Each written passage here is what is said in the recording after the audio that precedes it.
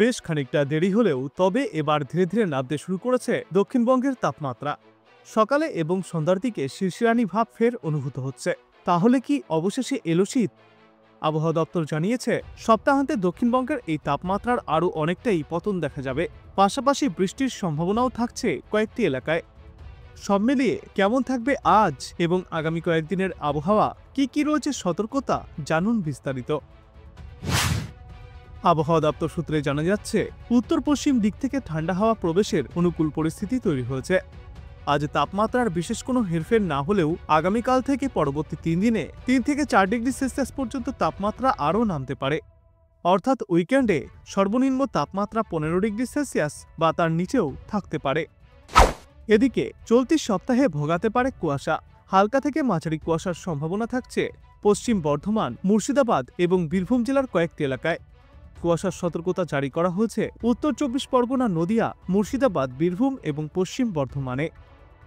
আপাতত 9 ডিসেম্বর পর্যন্ত কলকাতা সহ দক্ষিণবঙ্গের জেলাগুলিতে শুষ্ক আবহাওয়া বিরাজ করবে এবং রবিবারের মধ্যেই 3 ডিগ্রি সেলসিয়াস পর্যন্ত নামতে পারে দক্ষিণবঙ্গের জেলাগুলিতে সর্বনিম্ন তাপমাত্রা। আর তারপর আগামী 15 ডিসেম্বরের পর থেকে জাঁকিয়ে শীত পড়ার সম্ভাবনা রয়েছে কলকাতা সহ গোটা দক্ষিণবঙ্গেই। তবে এই মুহূর্তে দক্ষিণবঙ্গের অন্যান্য এলাকাগুলির তুলনায় পশ্চিমা অঞ্চলের এলাকাগুলিতে ঠান্ডার দাপট একটু বেশিই থাকবে। উত্তরবঙ্গে শীত বাড়ছে। রাতের তাপমাত্রা বেশ খানিকটা নেমেছে সমতলের এলাকাগুলিতেও। এরই মাঝে আজ বৃষ্টির সম্ভাবনা। দার্জিলিং ও কালিম্পংয়ের পার্বত্য এলাকায় আজ এবং আগামীকাল হালকা সামান্য বৃষ্টিপাত চলতে পারে, সাথে তুষারপাতও দেখা যেতে পারে এই সমস্ত পাহাড়ি এলাকাগুলিতে। তবে এ বাদে উত্তরবঙ্গের আর বাদবাকি কোথাও কোনো বৃষ্টির পূর্বাভাস থাকছে না। সমগ্র উত্তরবঙ্গ জুড়েই সকালের দিকে সামান্য কুয়াশার দাপট দেখা গেলেও বেলা বাড়তেই পরিষ্কার রোদ ঝলমলে আকাশের দেখা পাওয়া যাবে। মনোরম আবহাওয়া থাকবে উত্তরবঙ্গে। দক্ষিণবঙ্গের মতোই উত্তরবঙ্গের জেলাগুলিতেও আগামী সপ্তাহ থেকে তাপমাত্রা এক ধাক্কায় আরও কিছুটা নামতে পারে। অতএব উত্তরবঙ্গেও শুরু হতে চলেছে শীতের নতুন স্পেল। আজ বাংলাদেশ আবহাওয়া অধিদপ্তর জানিয়েছে, উপমহাদেশীয় উচ্চচাপ বলয়ের বর্ধিতাংশ বিহার এবং তৎসংলগ্ন এলাকায় অবস্থান করছে। মৌসুমের স্বাভাবিক লঘুচাপ দক্ষিণ বঙ্গোপসাগরে অবস্থান করছে। এর বর্ধিতাংশ উত্তর পূর্ব বঙ্গোপসাগর পর্যন্ত বিস্তৃত রয়েছে। সমগ্র দেশ জুড়েই আজ অস্থায়ীভাবে আংশিক মেঘলাকাশ সহ আবহাওয়া মূলত শুষ্ক থাকবে।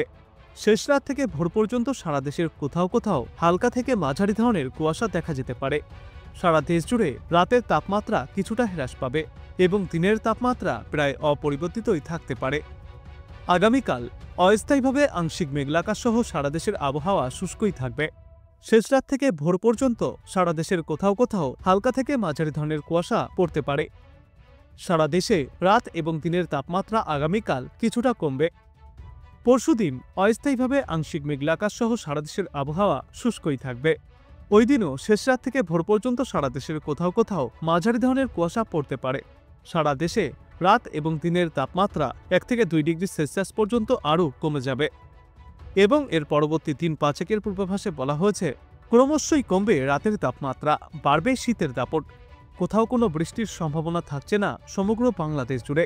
মূলত শুষ্ক আবহাওয়াই বিরাজ করবে।